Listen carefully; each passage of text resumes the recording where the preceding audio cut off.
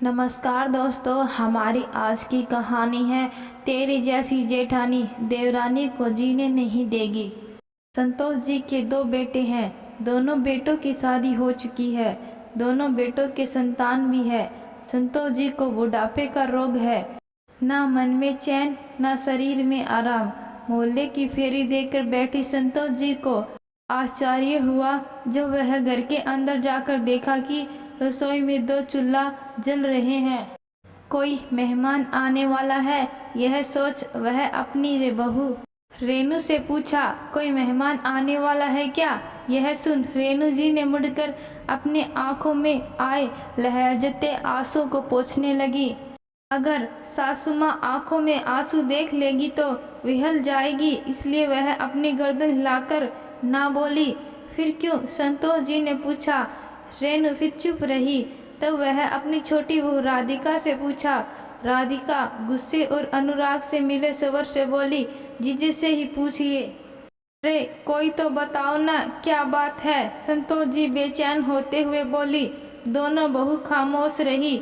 संतोष जी बड़बड़ाते हुए बेटों से पूछने के लिए दरवाजे की ओर बढ़ी। रेनू राधिका को मनाते हुए बोली, चूल्हा अलग मत करो, मेरा नहीं तो माँ जी का ख्याल करो, वह आकाश काट कर मर जाएंगी। ऐसा मत करो मेरी बहन, मत कहिए मुझे बहन। आप जैसी जेठानी देवरानी को जीने नहीं देती। कमाए मेरा पति और मालकिन बने आप, खर्च करे मेरा पति, नाम हो जेठ जी का। अब यह सब मैं नहीं सह सकती। एक रसोई में मुझे हमेशा साग सब्जी के लिए लालायित कर रहना पड़ता है। मैंने कहीं ऐसा नहीं देखा कि जो कमाए वही खाए नहीं। मेरे पति की कमाई पैसों से सबकी दावत ही दावत हो, मैं ऐसा नहीं होने दूंगी। रेनू चुप हो गई। महीने भर से राधिका अलग चूल्हा करने की बात करते करते आज चूल्हा अलग कर ही लिया। देवर मनोज नौकरी पर था, अब कौन समझाए राधिका को। संतोष जी बड़बड़ाते हुए दरवाजे पर गई, मगर वहाँ बड़ा बेटा अर्जुन नहीं था। दरवाजे के आंगन में बच्चे खेल रहे थे। संतोष जी उन्हें बुलाकर पूछी, अरे आज रसोई में दो चूल्हा क्यों जला है? चीकू, पल्लू, करण और ईशान छोटे थे।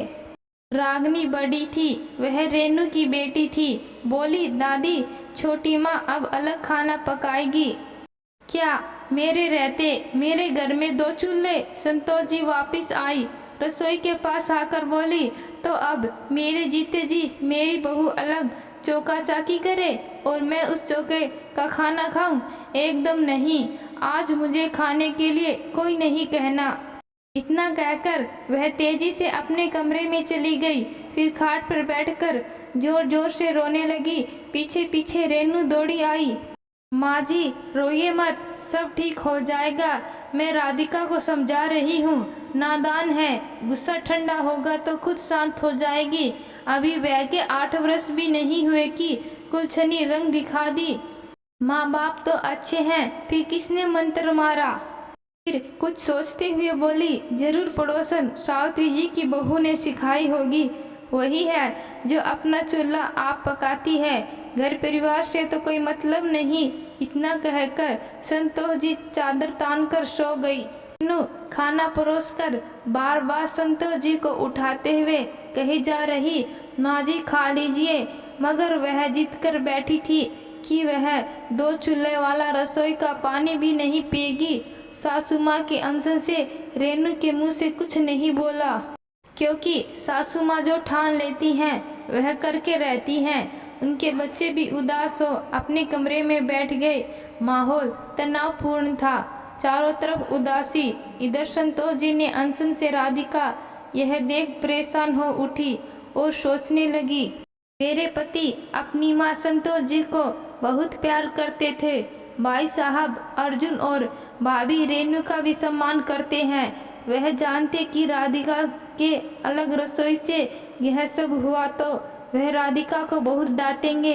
राधिका के मन में पति के डर के साथ सासू माँ की हालत से भी डर लग रहा था।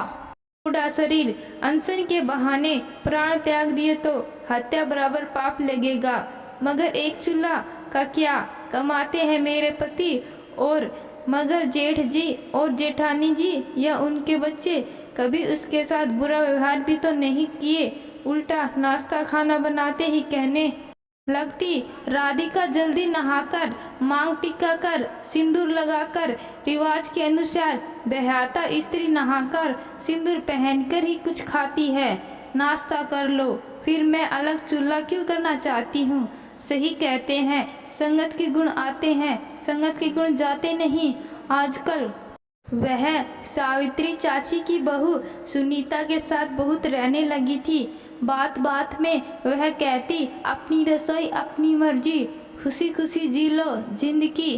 फिर पूछती, आप साथ में ही खाना खाते हैं? अरे इतने वर्ष कौन जेठानी के साथ रहता। उसके बाद धीरे धीरे राधिका को अच्छी लगने लगी थी। फिर क्या था, वह जेठानी रेणु को खरी खोटी सुनाकर चूल्हा अलग कर लिया, मगर उसे क्या पता था कि उसकी सासू माँ आज तक अपनी जिंदगी में 2 चूल्हा नहीं देखे। ऐसे में सबके भूखे रहने का पाप क्या वह सह सकेगी। यह बात मन में आते ही वह खाना परोसकर सासू माँ के पास दौड़ी आई। माँ जी खाना खा लीजिए, मुझसे भूल हो गई, मुझे माफ़ कर दीजिए। फिर वह रेणु की ओर मुखातिब होकर बोली, जी मुझे माफ़ कर दीजिए, अब कभी नहीं रसोई में दूसरा चूल्हा जलेगा, मैं वचन देती हूँ। इतना कहकर वह रेणु के गले रोने लगी। देवरानी जिठानी का मिलाप देखकर संतोष जी उठी, फिर दोनों को समझाते हुए बोली, देखो जिस परिवार में मेल मिलाप रहता है उसे ही समाज में इज्जत मिलती है। तुम दोनों प्रेम से रहोगी तो मुझे भी गुमान होगा। चूल्हा करने से जग में हंसी होती है। अरे ससुराल हो या मायका, कम बेसी हर घर में होता है, मगर हमें उसी से निभने की आदत डालनी चाहिए। तुम्हारा पति कमाता है तो घर के बाहर का सारा काम तुम्हारे जेठ और जेठानी देखते हैं। आज तक तुमने रसोई में पूरा खाना कभी नहीं बनाया होगा। अरे यह भी सुख है मेरे मरने के बाद, जैसे चाहो रहना, मगर जीते जी दूसरा चूल्हा मत करना, मैं लोक लाज से ही मर जाऊंगी। राधिका सासू माँ के सीने से लग गई। घड़ी भर के लिए घर में छाई मायूसी के बादल उड़ गए। अर्जुन और मनोज को इसकी भनक भी नहीं लगी। सास बहू जेठानी देवरानी ने आपस में ही मिलकर बिगड़ी बात को बना लिया। सच में सोच विचार से बिगड़ा काम भी बन जाता है। साथ ही जिस घर में बुजुर्ग की अहमियत होती है वहाँ शैतान पाँव नहीं पसार सकता। तो दोस्तों, आपको यह कहानी कैसी लगी कमेंट बॉक्स में ज़रूर बताना। कहानी अच्छी लगी, कहानी को लाइक शेयर और चैनल को सब्सक्राइब ज़रूर करना। धन्यवाद।